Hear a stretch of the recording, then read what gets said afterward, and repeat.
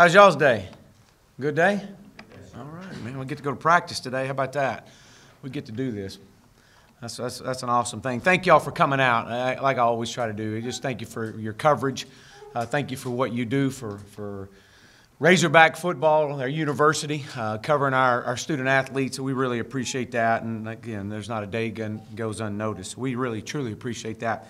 Man, I'm excited about taking this team down to Little Rock, meeting Razorbacks of the past. We've continued to have huge turnouts of former players that came out and come to practice, and look forward to seeing and meeting former Hogs at the game Saturday.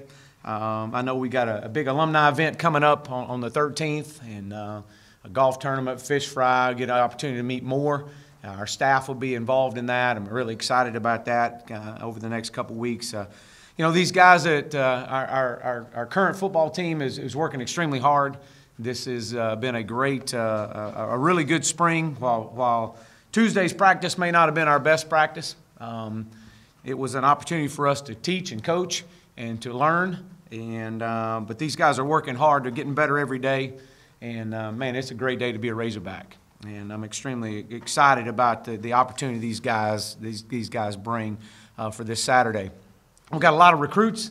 They've been on campus this spring. We've got a lot of recruits in today. We've got a lot of recruits are going to be at the game Saturday, which I'm excited about. Even though we can't have any contact with them, I'm just really excited about those guys being there in War Memorial Stadium, seeing the passionate fans that we've talked so much about, that I've been able to meet so many across our great state, and watching them come out and support this spring game. While it is just a spring game, it's an opportunity for us to get better, and it's an opportunity for everybody to see this football team in action. And will be the last opportunity essentially till September 1st. But we'll have a lot of our Razor Fast class of 2018 will be there, so we're excited about that. You know, we keep talking about our spring focus has been just on trying to teach these guys how to be one-play warriors.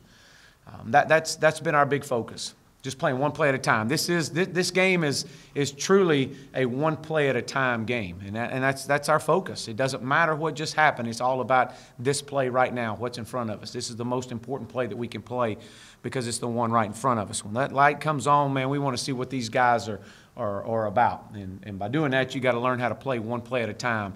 You can't let something that just happened affect the next play. So we've really worked hard on that, helping establish and build this culture in our second quarter phase, which is the one-play warrior mentality. Offensively, you're going to see guys, we're going to see us playing fast Saturday. Heck, I'm going to try to set a record, the most number of plays you can possibly run in a spring game. I mean, we want to play fast. We want to have fun. We're going to be very vanilla, very generic. We're going to do what these guys have we feel like they've gotten good at. We're not going to, we won't open. Some people have asked me how much of the playbook will be in. I really don't know that, not much, but I do know that what we're going to do is our base offense, and so we're excited to see these guys play fast at that. Coaches will be off the field. Defensively, you're going to see these guys as we have all spring, taking the reins off of them and letting them be very physical. Y'all been out at practice, you've been at scrimmages, you've seen the energy level, you've seen these guys playing extremely aggressive, bringing pressure. So you're going to see that Saturday, and we'll be limited in some of the things that we do from an offense and a defensive standpoint, just for the fact of me as a head coach holding back on both sides of the ball. But overall, we're going to celebrate each other's success. You're going to see that on both sides of the ball.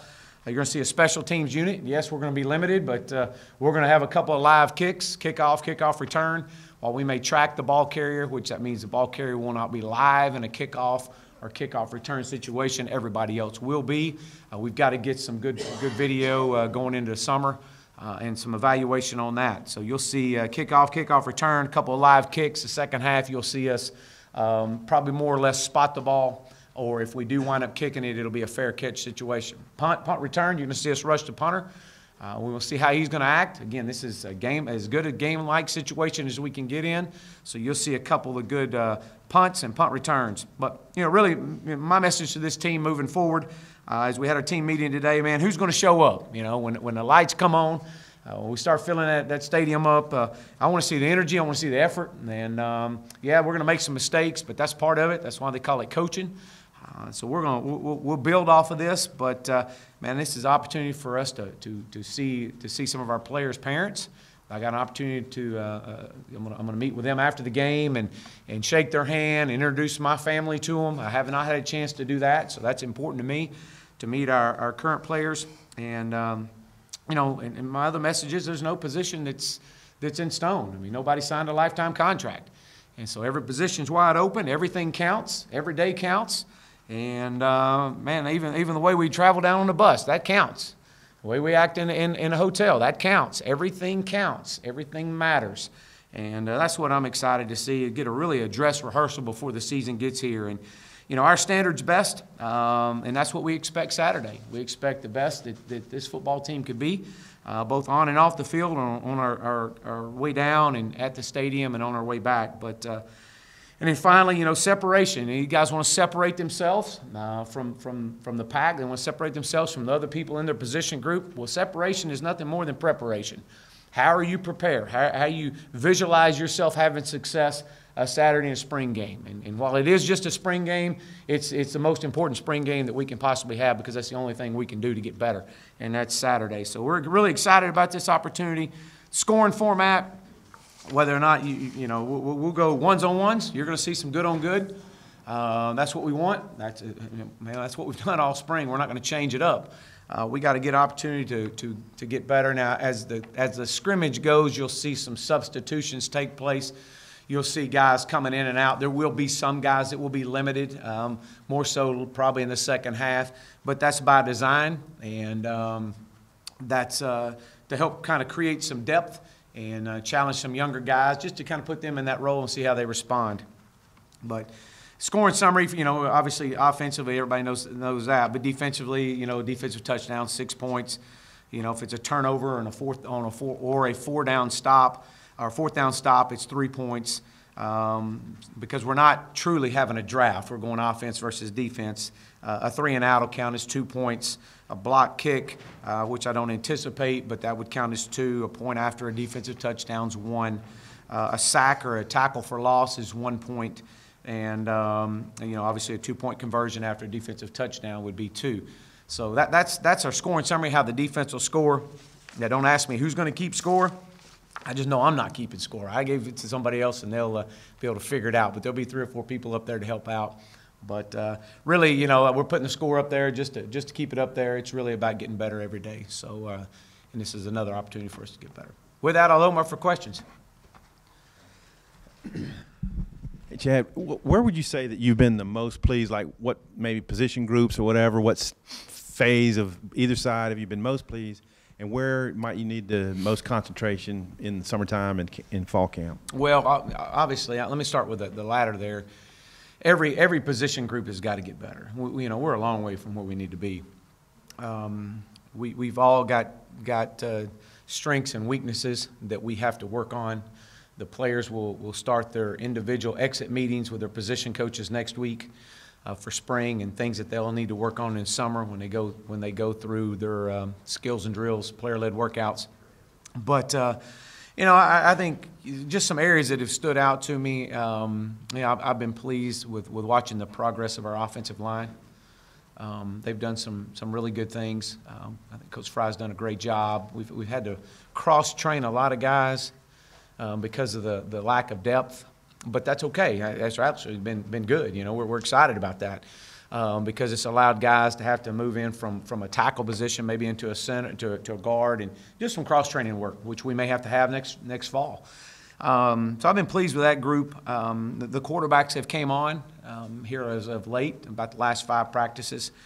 We've got great battles going on at every position. Running backs have done a really good job. I mean, you know, D-line, that's another position that's, you know, moving guys around and watching their success. They've had some success there as well.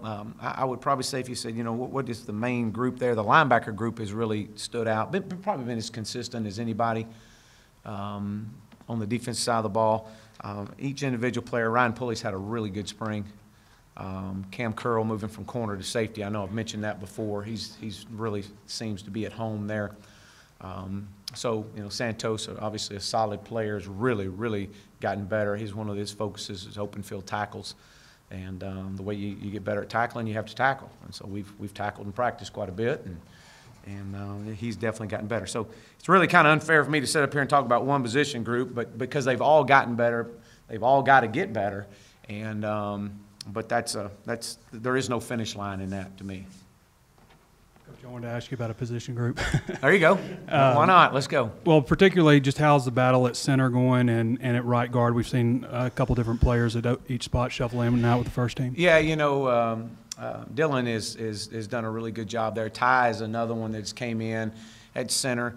Audrey's played some center. We've again rotating guys around, and just trying to moving Shane. Shane's played some on the tackle position. We're moving him back into some guard today, and he's worked interior. So, they've done a good job. We've got 3 freshmen that are going to be coming in June. I anticipate we're hoping that you'd love to redshirt all 3 of them. I don't know if that's possible, but we'll see. These guys are going to come in, and we hope to be able to have at least 1 or maybe 2 to come in and kind of help contribute to create some depth. So Dylan's done a good job. Ty's done a really good job. Again, we got to keep building that position, and we're moving guys around constantly. Will Sosa play both tackle and end on Saturday? You know what? Yeah, and that's a great question. He actually will not be at the scrimmage. He has a funeral to attend with the loss of a family member, and so he will not be there Saturday. Saturday's the funeral. But if he was, yes, he would play both inside and outside, as he's going to do today. The receivers. When we go out there, we just see a lot of guys. Who is taking the reins? Who's stepping up? And also, is there anybody besides Sosa who we won't see? As of right now, we'll talk a little bit about that. You will not see Malik Barkley. You will not see Brandon Martin. Wide receiver position, Jordan Jones is a guy that's got great speed, elite speed. That's got to continue to keep coming on. Mike Woods has done a really good job. Davion's done a good job. I mean, we've got we've got several guys that are again cross training because just we're trying to find that right fit. That boundary receiver is so critical for us. Petway he's had a good spring now. He's really kind of came on over the last about the last 3 practices. So has there been one guy that says, "Hey, I'm the guy, I'm the playmaker, I'm the guy that put the ball in my hands right now"? No, not yet. But that's by design too, because we've been so focused on cross training these guys and trying to let them learn the concepts. But they all want the ball. It's just we got to keep challenging them. Coach, Derek Munson, Devon McClure, guys have been working at the nickel spot. They're listed on the roster as linebackers, but they go to D-back meeting rooms. Is there ever a time where like a true strong side linebacker comes in, or is it always that nickel? Well, you're seeing a lot more nickel play right now, and especially with the way offenses are. And so, these guys have, and both of them, let me back up, both of these guys have had really good springs now. Both of them have. And I've been really pleased. McClure, being a walk-on for us, has really done a fabulous job. I mean, that's a great walk-on for us, and he's made several plays in spring. But that nickel position has been critical to Coach Chavis putting in and getting all his installs in for the spring. So you'll continue to see that. I mean, we've had Chevin. We moved Chevin in some at that nickel position as well, try to get some speed and that rush off that edge. Chad, you mentioned the linebackers. I mean, obviously Harris and Greenlaw are pretty established. What do you thought of them? And then John Chavis talked about needing to build depth. How do you feel about the depth behind those guys right now? Yeah, I think those guys are, definitely, really good players and got great experience. But, the depth behind them is critical. Obviously, we're bringing in some, we got a couple guys coming in.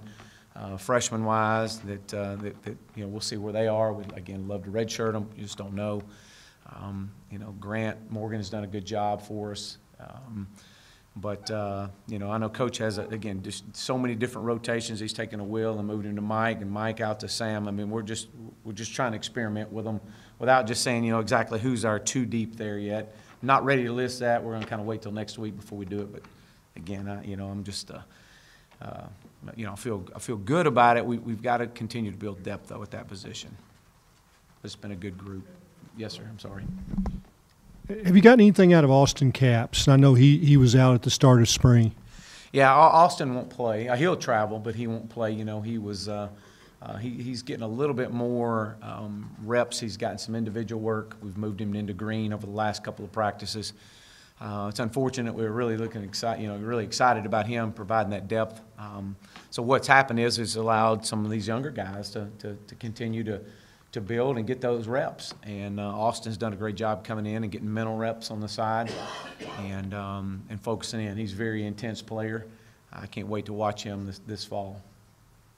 Have you been to War Memorial? And if so, what do you think of it? And it's obviously an older facility. Yeah. And was it going to be like the red team's going to be like the one offense and the two defense and the white? Or how are you going to? I have been there. I've been there a couple times, and you know, I'm just really excited about taking this football team to another venue to play and to go down to War Memorial where there's so much history from this program, and to be able to go in there and be a part of you know, connecting that fan base all across our state, and to have an opportunity, free admission, to come on out and support and be the first time for them, for a lot of people, to see the Razorbacks in action. So, yeah, I'm excited about it. A lot of history there, and I'm a history buff when it comes to college football.